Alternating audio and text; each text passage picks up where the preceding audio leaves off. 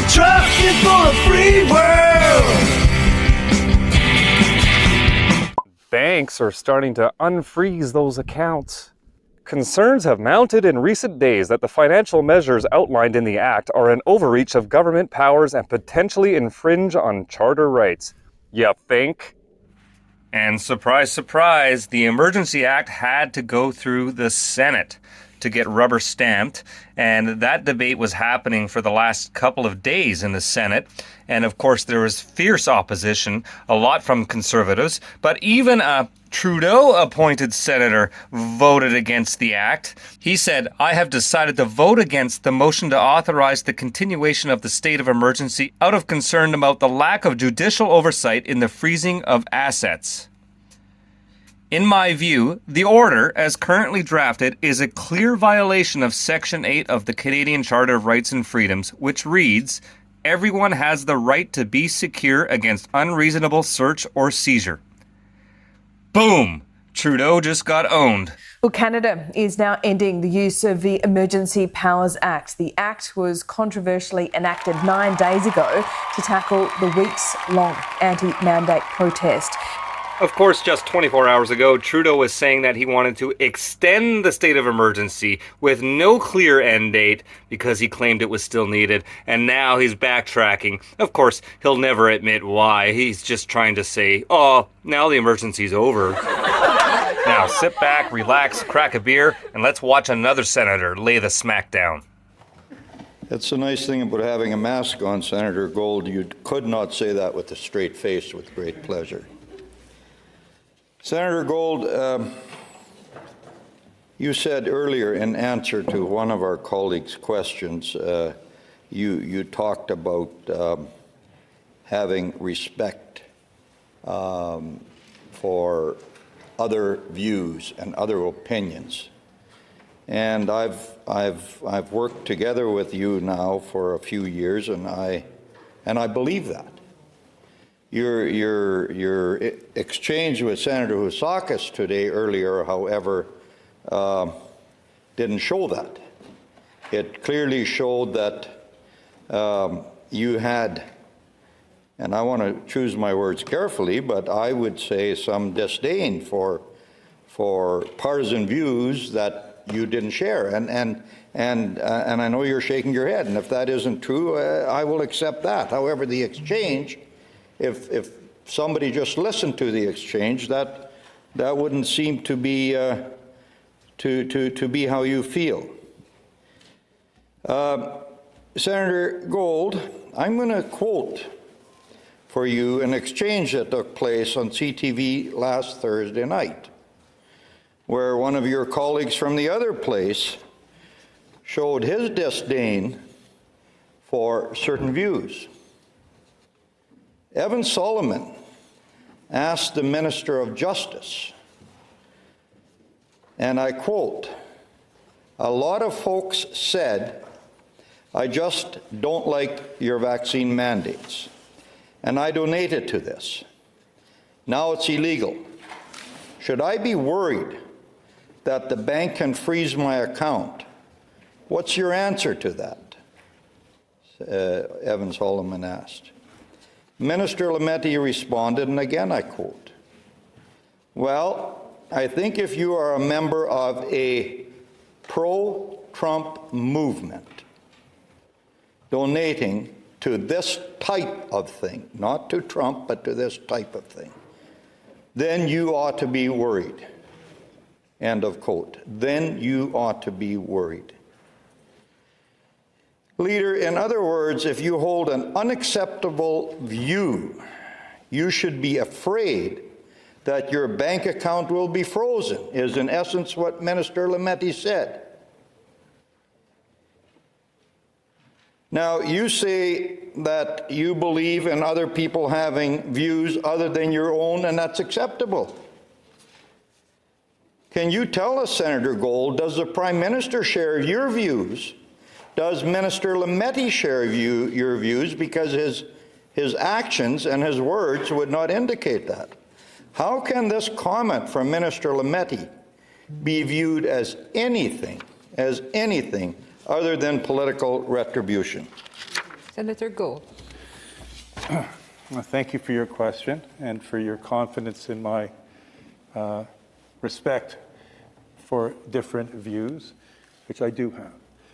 The Prime Minister was really clear, indeed, most recently as yesterday, in drawing a sharp distinction between political dialogue of sharply opposing views, even angry dialogue, and actions that threaten the security and safety of individuals in the country and that persist even after they're declared illegal. With regard to the financing issue, I have been clear in this chamber as a representative of the government that the position of the government and the reading of the act that the government and the reading of the act and the regulations is that only if you continue to fund illegal activities after February 15th are you at risk of having your bank account frozen. People were warned, and if they stayed and continued either to engage in these activities for whatever reasons, ideological or other, they have broken the law and are subject to that possible sanction. And again, I repeat that of the thousands and thousands and thousands of donations that were made for many weeks prior to the proclamation of a state of emergency, only 200, the number may very well be growing since I last got the number, but only a few hundred initiatives were taken, and as the government stated, focusing on those organizing or contributing significantly or accumulating the funds to continue to be used to support the illegal activity. Senator Plitt. Only a few hundred, you say.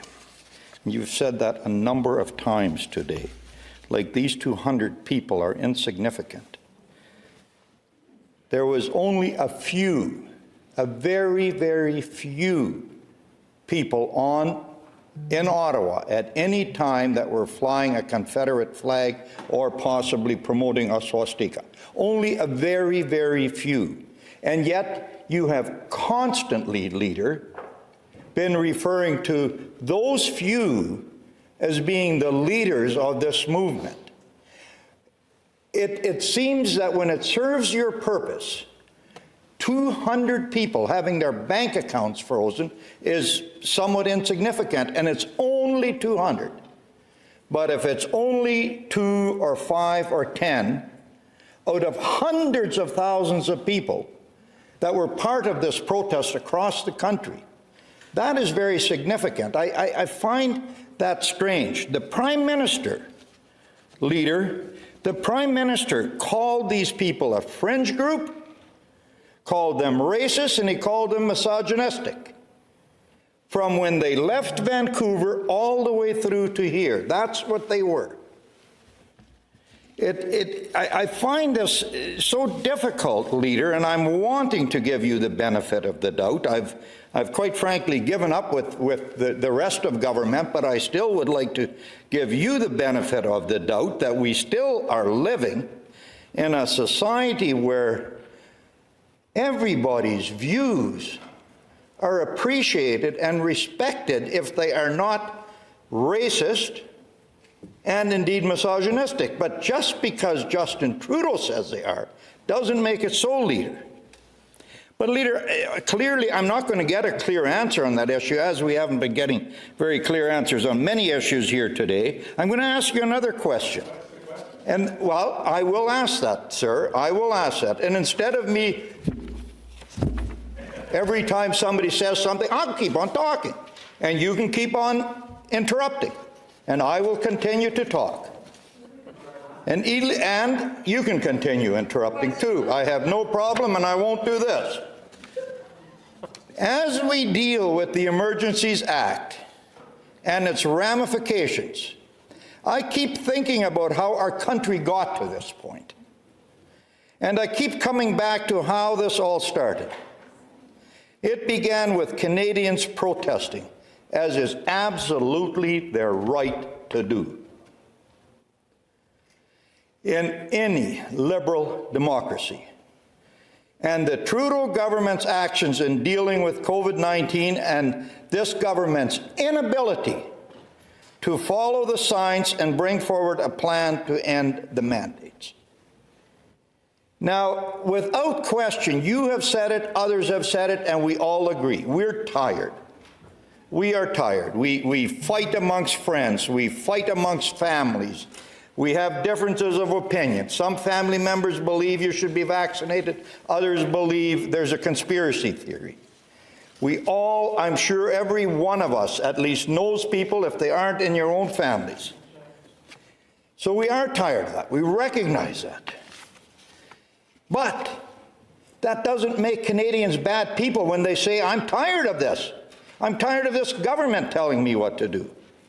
Senator Gold, Canadians would like to understand what exactly the Trudeau government believes is the difference between a legal protest and an illegal protest.